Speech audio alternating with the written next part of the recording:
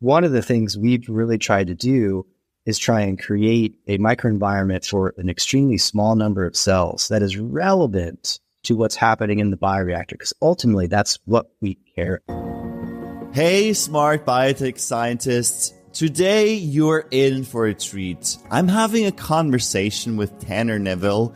He has been bringing innovative products to fruition in life sciences for the past 20 years. He is currently the Senior Vice President of Applications at Bruker Cellular Analysis, previously Berkeley Lights, and they developed the Beacon, which is an innovative optofluidic platform for cell line development. So if you're in cell line development, you're gonna love this episode where we're gonna talk about how to supercharge your cell line development, how to leverage AI, and how to speed up the cell line development process to get better clone, higher producing clone, and the clones that produce the right product quality. So stay tuned for an inspiring conversation with Tanner Nevill. Welcome to the Smart Biotech Scientist podcast. I'm your host, David Brohlman. Let's smarten up biotech. Welcome, Tanner. It's great to have you today. Yeah, good to see you again, David. Absolutely.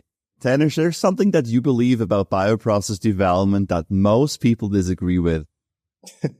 I don't know that most people disagree with. I don't know if I have any strong feelings or opinions that most folks would disagree with. I think the controversial bits that I think a lot of folks would agree with is that clonality is stupid and CHO cells kind of suck.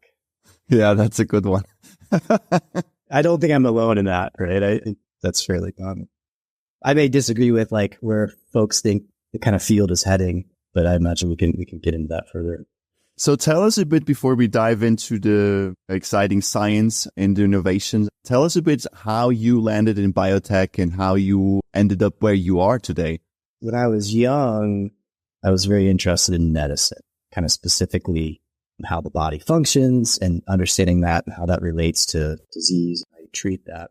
But at the same time, I think as I was growing up, getting to know myself, I quickly learned that I just really love doing stuff with my hands. So I was always trying to build and indent, create and break stuff and fix it, break it again. And so I think over time and kind of majors changed a few times as I went through school, but I landed in bioengineering. And I think I just got there naturally because here I am today. I'm building tools and instruments for life science applications. So it kind of is the best of both worlds in my mind. I get to build, get to create, get to invent, but then I can see how those inventions have impact on medicine, on people's lives. And so I think that's kind of how I ended up there. And I often say like I'm an engineer, but I love to be surrounded by biologists and scientists. So that's my happy place. And in terms of kind of getting a little bit into the bioprocess area and the cell line development, that was kind of accidental. We were trying to build an automated system to do actually sort of hybridoma screening for drug discovery, and met some friends at a big company. And they kind of casually asked like, oh, that's really cool. Have you ever put CHO cells into your system? Do you think that would work?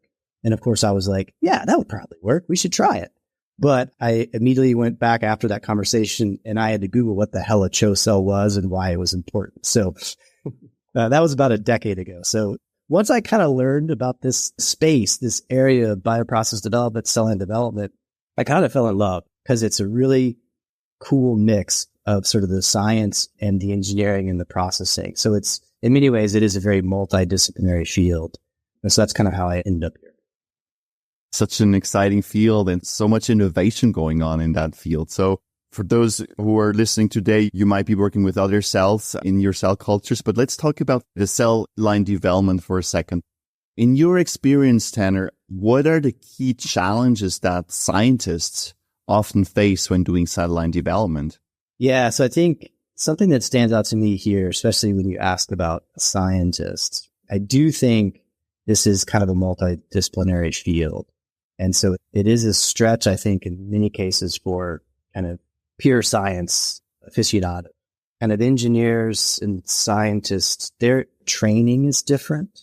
They think differently. They kind of speak different languages. They attack problems very differently. I think I'll tie it back to your question, but over the years, I've hired a lot of grad students and postdocs right out of school. And one thing that I can almost take for granted is that they know how to teach themselves. They know how to learn. That's kind of what I think a generic thing you get out of in grad school, if you're successful, is that you can actually teach yourself it. So in some ways, I don't care if you know the particular area I need you to know very well because I know you can learn it. The piece that's sometimes harder to find is the ability to work within multidisciplinary teams and communicate well. Again, these different languages between different disciplines. I'm using kind of engineering and science, engineering and biology as like kind of two examples, but I think it runs the gamut too, whether you're working with a chemist and a biologist, right? That's something that's, I think, well, not unique, but I think it's definitely part of this field.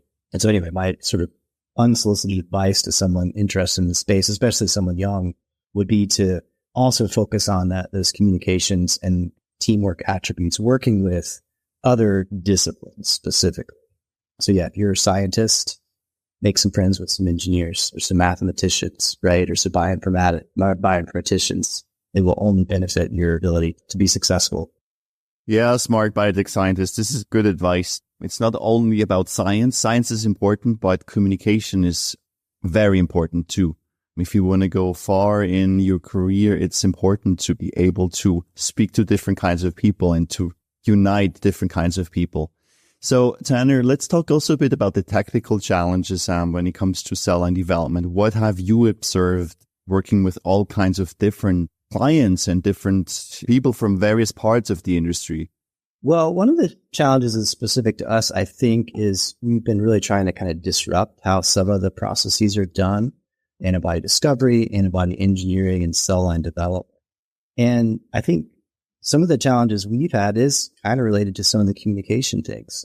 Status quo and how things are done, there's always resistance to change. That's innate to humans. And so trying to turn an existing thing that works, right, but can be improved upon, and try and think about how to do things completely differently is sometimes really hard to do. The conversations always lead to, let's iterate and make it a little bit faster, a little bit cheaper, a little bit better.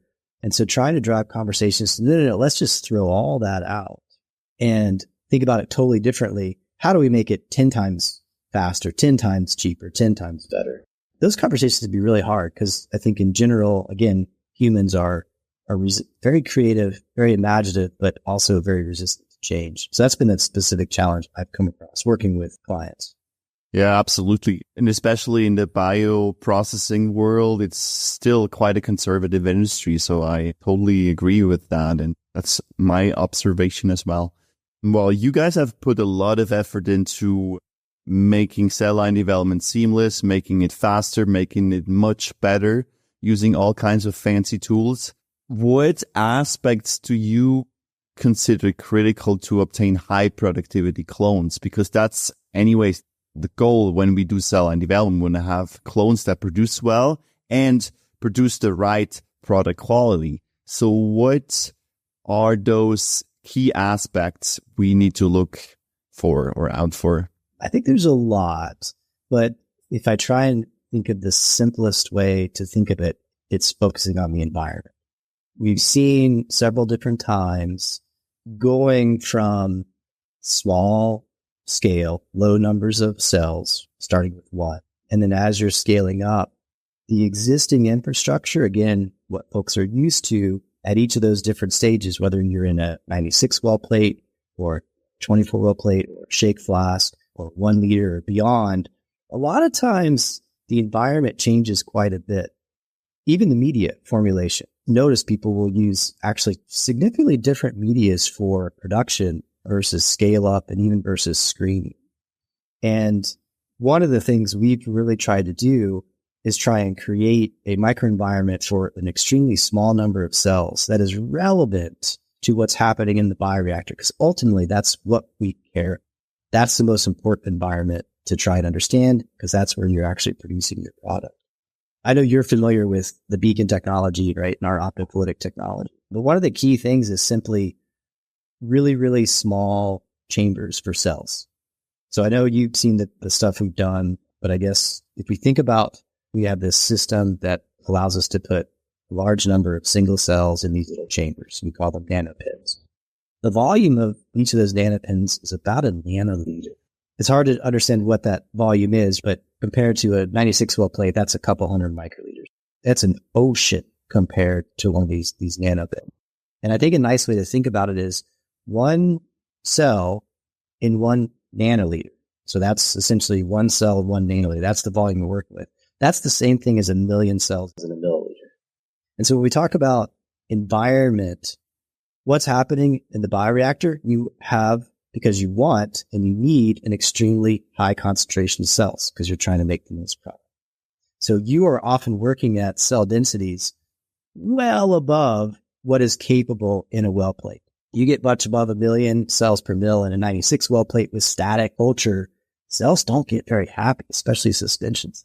But in a bioreactor, you can get up to huge numbers. So in these tiny volumes, we can do the same thing. In fact, we can actually grow higher cell densities per volume in these nanopens than you can even in the most well-tuned bioreactors, because there's continuous perfusion, very tight temperature control, and with tight perfusion, you have lots of nutrients, lots of waste going away, nutrients coming in, as well as good control of pH. So environment, I think back to the question, understanding the environment, you should be screening in the exact same environment or as best you can at the early stages as you will in the bioreactor. And I think that's a piece that we do pretty well. Yeah, that's excellent advice. Look at the environment, because finally you want to keep the environment the same, whether you're in a small scale reactor or then in a very large industrial reactor. I hope you've enjoyed this first part of our conversation with Tanner Nevill. Stay tuned for the second part that will drop this Thursday, where we're going to talk about more practical aspects of cell line development. So I'll see you on Thursday. Thank you for tuning in. All right, smart scientists. That's all for today on the Smart Biotech Scientist podcast. Thank you for tuning in and joining us on your journey to bioprocess mastery. For additional bioprocessing tips, visit us at smartbiotechscientist.com. Stay tuned for more inspiring biotech insights in our next episode. Until then, let's continue to smarten up biotech.